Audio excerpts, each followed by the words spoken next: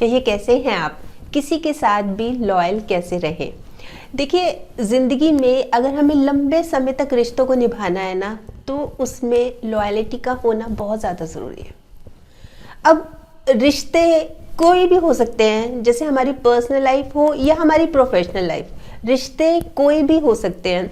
अब जैसे personal life में हमारी फैमिली हो गई, हमारे फ्रेंड सर्कल हो गया, हमारे रिश्तेदार हो गए, हमारा आस पड़ोस हो गया, ये चीज़ें हमारे पर्सनल लाइफ में। फिर प्रोफेशनल में जैसे मान लीजिए जॉब कर रहे हैं तो हमारे कुलीग्स हो गए, कोवर्कर्स हो गए या बॉस हो गए, या कहीं बिजनेस कर रहे हैं तो हमारा स्टाफ हो गया या हमारे कस्टमर्स हो गए। तो रिश्ता कोई भी हो, निभाने के लिए लॉयल होना बहुत ज़रूरी है।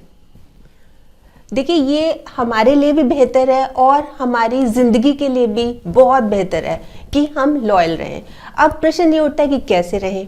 इसी बारे में मैं आज आपको बता रही हूँ 7 बातें। सबसे पहली बात, लॉयल रहने के लिए हमें खुद से लॉयल होना पड़ेगा। सबसे पहले खुद से ईमानदार, खुद से एकदम सच्चे, मतलब दिल में भी हमारे सामने वाले के प्रति कोई नेगेटिव फीलिंग ना हो, मतलब हम दिल से भी सच्चे हों।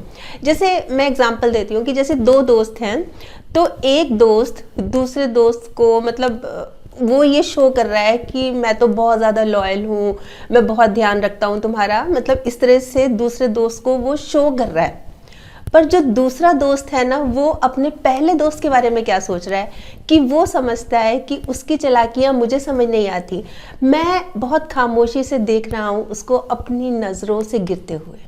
मतलब दूसरा दोस्त पहले दोस्त के बारे में सब समझता है कि ये देखो किस तरह का है। तो सबसे पहली बात, सबसे ज़्यादा ज़रूरी बात कि खुद से भी लॉयल रहना है, खुद से भी ईमानदार, मतलब मन में कोई छल कपट ना हो। आप खुद ये सोच रहे हो कि देखो मैं तो कैसे उसको बुद्धू बना रहा हूँ, पर एक्चुअल में बुद्धू कौन बन रहा है? आप बन रहे हैं खुद। इसलिए ये तो आप मान के चलिए कि सबसे ज़्यादा इंपॉर्टेंट है कि खुद से भी लॉयल रहना। अब आती है दूसरी बात, समर्पण की भावना हो, दिल से कमिटेड हो, दिल से और अनकंडीशनली। मतलब ये नहीं है कि कोई स्वार्थ की भावना हो, बिल्कुल निस्वार्थ। ठीक वैसे ही जैसे एक बेटा है वो अपने फादर से करता है, जैसे एक वाइफ है अपने हस्बैंड से करती है, जैसे ऑफिस है और ऑफिस में एक एम्प्लॉय है वो अपने बॉस से, मतलब उनके बारे में निस्वार्थ भाव से तो उनकी सेवा कर ही रहे हैं। कोई ये नहीं है कि भाई मतलब कोई निकलता हो, कुछ नहीं ऐसा, निस्वार्थ भाव से उनकी सेवा कर रहे हैं और अच्छा ही बोलते हैं उनके बारे में, अच्छा ही सोचते हैं और हमेशा वो प्रायोरिटी में रहते हैं। मतलब अगर 4 काम है, मान लीजिए वाइफ है एक, उसको 4 काम है और एक काम हस्बैंड का है, तो सबसे पहले वो करेगी। जैसे ऑफिस में एक एम्प्लॉय है, वो अपने बॉस के प्रति पूरी तरह से कमिटेड है, तो कोई भी उसको काम हो पर प्रायोरिटी बॉस का काम रहेगी, सबसे पहले उनका करना है, बाद में कोई और। मतलब फैमिली से भी बढ़कर वो बॉस के बारे में सोचता है। तो ये फीलिंग होनी चाहिए। हम बात कर रहे हैं ना लॉयल्टी की, ये होती हैं वो फीलिंग्स। अब आता है तीसरा पॉइंट, उनकी केयर करनी है और उनकी सपोर्ट बननी है। देखिए, रिश्ते वो नहीं होते जो तस्वीर में साथ खड़े हो, सिंपल सी बात है। रिश्ते वो होते हैं जो तकलीफ में साथ खड़े हो। ये हाथ मिलाने से रिश्ते नहीं बनते, बल्कि मुश्किल समय में हाथ थामने से रिश्ते बनते हैं। कोई भी सिचुएशन हो, किसी भी तरह की हो, कोई भी दुख सुख, साथ खड़े हो और उनको भी विश्वास हो, सामने वाले को भी विश्वास हो कि हर सिचुएशन में ये मेरे साथ तो खड़ा ही खड़ा है, मैं इस पर पूरी तरह से डिपेंड कर सकता हूँ।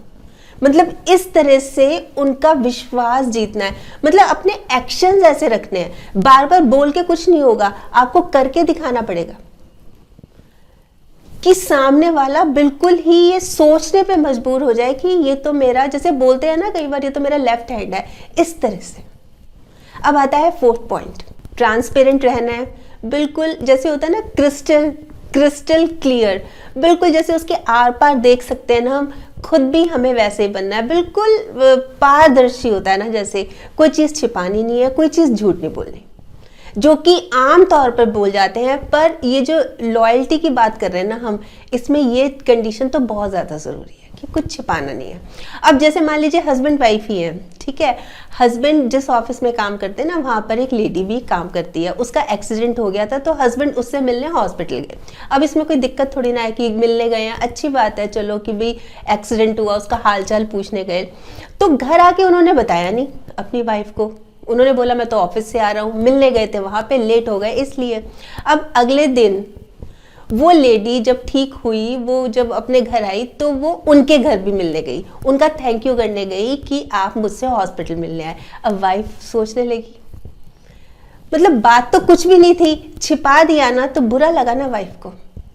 तो ये चीज जो है ना, ये तो बिल्कुल ही नहीं होनी चाहिए। अच्छा, कई बार छोटा मोटा झूठ भी बोल जाते हैं, जैसे कि मान लीजिए एक हस्बैंड है, वो साड़ी लाए अपने वाइफ के लिए, सेल से लाए, 450 की साड़ी थी और वाइफ को बोला कि 2000 की साड़ी है। अच्छा, वाइफ पहन के इतराती घूम रही है कि 2000 की साड़ी लाए मेरे हस्बैंड। वो पता लग रहा है कि पड़ोसन ने भी वैसी साड़ी ली है, सेल से ली है, उसको पता लग गया, फिर उसको बहुत बुरा लगा। भाई सच सच बोल देते, उसमें क्या दिक्कत थी, कम से कम झूठी तो नहीं पड़ती वो भी, क्योंकि हस्बैंड ने झूठ बोला इसलिए उसको पता ही नहीं था। तो यहाँ पर क्या होता है, विश्वास उठना शुरू हो जाता है। विश्वास उठना शुरू हो गया, फिर क्या होता है, देखिए बातें बहुत छोटी छोटी सी होती हैं, पर अगर जहां भी गड़बड़ हो गई ना, वहीं फिर रिश्ते में दरार आनी शुरू हो जाती है। इसलिए बहुत संभल के, और लॉयल्टी की बात कर रहे हैं, फिर तो हमें बहुत ही ज्यादा एक्स्ट्रा केयरफुल रहना पड़ेगा। अब आता है नेक्स्ट पॉइंट, 5th पॉइंट, सामने वाला जैसे भी है हमने उसको वैसे ही एक्सेप्ट करना है। भाई प्लस माइनस पॉइंट सभी में होते हैं, उसमें भी है तो कोई बात नहीं, एक्सेप्टेड, भाई हमें एक्सेप्ट है। अब मान लीजिए उसका कोई पॉइंट ऑफ व्यू है और हम क्या कर रहे हैं, उसको क्रिटिसाइज कर रहे हैं, उसके ऊपर हंस रहे हैं, उसका मजाक उड़ा रहे हैं कि ये क्या मतलब हुआ, तुझे तो इतनी भी समझ नहीं है, तुझे इतनी भी अकल नहीं है। देखिए अगर हमें लग रहा है कहीं ना कहीं कि वो गलत है, तो हम बहुत संयम से, बहुत आराम से उसको गाइड कर सकते हैं, उसको एडवाइस दे सकते हैं। जैसे एक आदमी है, उसको स्मोकिंग की आदत है और वो इसको कोई बुरी आदत नहीं समझ रहा, तो हम उसको गाइड कर सकते हैं, उसको बोल सकते हैं। पर पीठ पीछे मजाक उड़ाना, उसके ऊपर हंसना, ये तो बिल्कुल ही गलत बात है। और इतना ही नहीं, खुद तो करना ही नहीं है, और अगर कोई थर्ड पर्सन भी उसके बारे में कोई बात कर रहा है, उसकी बुराई कर रहा है, उसका मजाक उड़ा रहा है, हंस रहा है उसके ऊपर, तो उसको भी टोकना चाहिए कि ये तुम ठीक नहीं कर रहे हो। या तो उसको टोक दो कि ये ठीक नहीं है, या फिर उठ के चले जाओ कि मैं नहीं सुन सकता, मतलब ना मैं करता हूं उसके बारे में और ना मैं सुन सकता हूं। तो एहसास होता है कि देखो वाकई में ये कितना लॉयल है, और उसके कोई प्लस पॉइंट्स दिखते हैं, मतलब कोई अच्छी बातें दिखती हैं, तो उसको तो अप्रिशिएट करना ही है कि बहुत अच्छे, दूसरों को भी बताना है कि ये बात पता है उसकी कितनी अच्छी है, ये बात सीखो उससे, बहुत बढ़िया बात है, बहुत अलग इम्पैक्ट पड़ता है इस बात का। अब आता है 6th पॉइंट, हमें रिस्पेक्ट देनी है, अगर वो बड़े हैं, और अगर छोटे हैं तो हमें प्यार देना है। देखिए हमें ना सामने वाले को बिल्कुल वैसा ही ट्रीट करना है जैसे हम ये चाहते हैं कि वो हमसे करे। सिंपल सी बात है, बहुत सिंपल सी बात है। भाई अगर हम चाहते हैं सामने वाला हमारी रिस्पेक्ट करे, तो हमें भी रिस्पेक्ट से बात करनी है।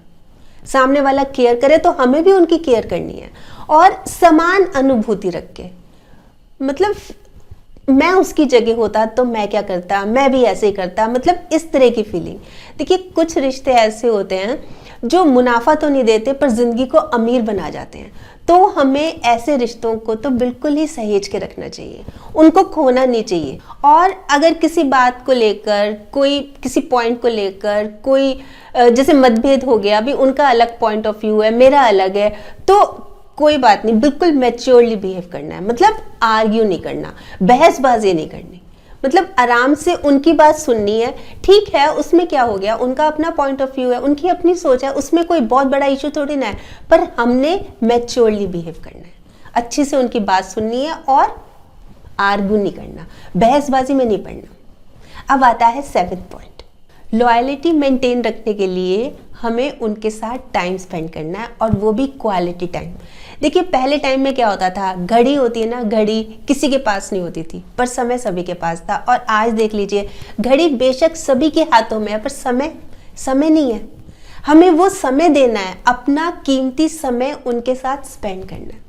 मतलब उनके साथ हमें समय बिताना है भाई। कभी उनको बुला लिया अपने घर, कभी उनके घर चले गए, अपने मन की बात, अपनी फीलिंग शेयर कर ली, अपने एक्सपीरियंस शेयर कर लिए, या कभी उनकी एडवाइस ले ली, कभी उनकी गाइडेंस ले ली। जैसे एक फादर हैं, अपनी लड़की के लिए वो रिश्ता खोज रहे हैं कि भाई कौन सा लड़का अच्छा है। 3-4 उनके पास फोटोग्राफ्स आए हुए हैं, तो उनके पड़ोस में जो रहते हैं उनसे बहुत अच्छी बनती है, वो उनकी बहुत रिस्पेक्ट करते हैं, मतलब उनको बहुत अच्छा मानते हैं। तो उनको बुला रहे हैं कि भाई साहब आप सजेस्ट करो। तो अपनापन ऑटोमेटिकली आ जाता है कि देखो ये मेरे को कितनी इंपॉर्टेंस देते हैं, मतलब मुझे बुलाया है, तो अच्छा लगता है ना। वो भी जब कल को कोई ऐसी बात होती है तो वो भी उनकी राय लेगा, उनकी एडवाइस लेगा।